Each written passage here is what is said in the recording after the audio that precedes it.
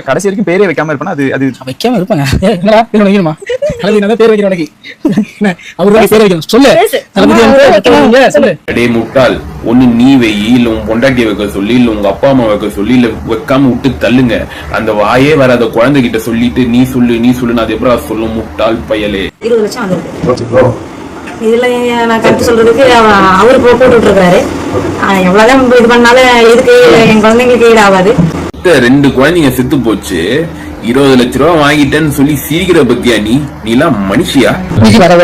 கோவில் இல்ல. என் பையன் போனாலும் போயிட்டு போறியா? எனக்கு பையன் மாதிரி என் பயனாட்டமே இருக்கிறாரு.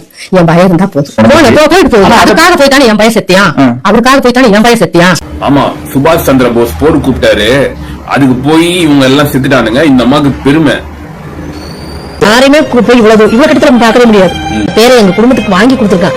விஜய் என்ன அல்லாவா, ஜீசஸா, முருகரா, புத்தரா? கிட்ட போய் பார்த்துட்டு செத்துட்டாங்களாம். அதுல இவங்க எல்லாம் பெருமையா?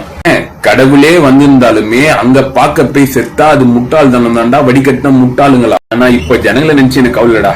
சத்தியமா விஜய நினைச்சாதான் எனக்கு கவலையா இருக்கு. இவனுங்களை நம்பி போய் அவர் வந்திருக்காரு.